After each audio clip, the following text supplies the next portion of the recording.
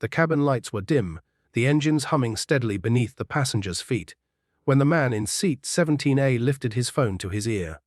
Just for a moment, just long enough for a single phrase to slip into the open frequency. A phrase no civilian should ever speak, and no fighter pilot should ever hear. Ugly 6 is assuming command. Within seconds, 2 F-35 jets broke formation miles away and peeled toward the civilian aircraft, their pilots stunned into silence. Only one question echoed in their helmets: who on this plane just woke a forgotten call sign? And why? Every life on board was about to change, because the quiet old man by the window was not who he appeared to be.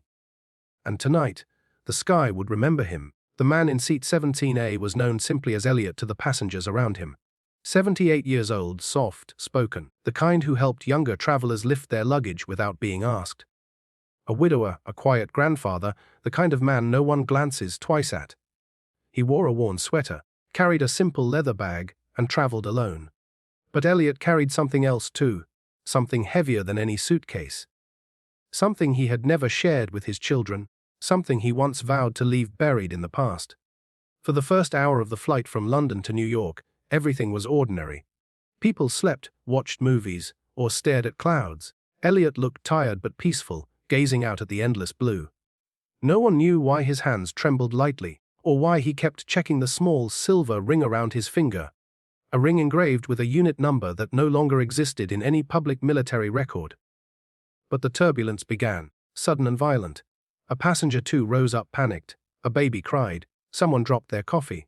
The cabin shook harder, rattling nerves and memories Elliot had spent decades suppressing. Then the captain's voice came through, tense and struggling to remain calm. "Ladies and gentlemen, we're experiencing unexpected military airspace activity. Please remain." The transmission cut, replaced by static. Then, faintly, another voice, filtered, encrypted, impossible for passengers to hear clearly. But Elliot heard every word. He felt the temperature drop inside him. A call sign.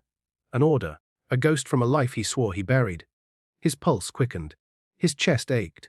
And before he could stop himself, he whispered into his phone, the old instinct overwhelming rational thought. Ugly 6 is assuming command. It was an automatic response, a relic of a protocol he once lived by. A protocol that meant one thing: the commander of a classified strike wing had returned. Outside, the horizon split open. 2 F-35 fighter jets shot into position beside the passenger plane, their thunder vibrating through the fuselage. Gasps filled the cabin as terrified passengers pressed against their windows. Someone screamed. Someone prayed. Someone asked what was happening. But Elliot already knew. He knew because he once trained the kind of pilots now chasing their own confusion at 40,000 feet. He knew because the name Ugly 6 wasn't just a title. It was his. It was buried under files stamped, erased, terminated, never existed. And the moment those words left his mouth, Elliot understood. He had just reactivated a command that hadn't been spoken in 30. The jets closed in tighter, their shadows streaking across the cabin. Passengers ducked, whispered, and clutched strangers' hands. The captain made another announcement, voice trembling now. "Where we have been approached by U.S. military aircraft. They've requested identification of a passenger. Please remain calm." Elliot leaned back, eyes closing for a moment. He never wanted this. He never wanted to be found. His life as a normal man, a father, a husband, had only been possible because Ugly Squadron had been disbanded after a mission that haunted him every night since. A mission that saved thousands but cost him his team and the woman he loved. Suddenly, a young man across the aisle, maybe in his early 30s, spoke softly to him. "Sir, are you all right? You look shaken."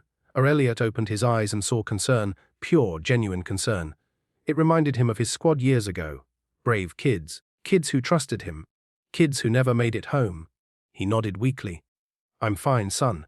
It's just an old habit coming back at the wrong time."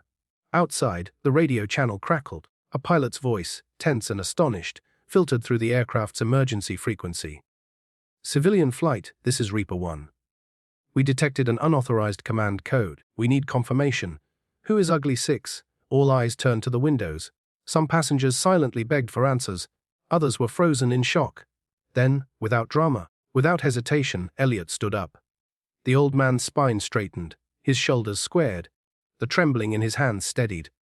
For the first time in years, he carried himself not as a passenger, but as a commander. He walked toward the cockpit, each step echoing through the silent cabin. The flight attendants, confused but sensing something different about him, let him pass. When he reached the cockpit door, Elliot pressed the intercom button.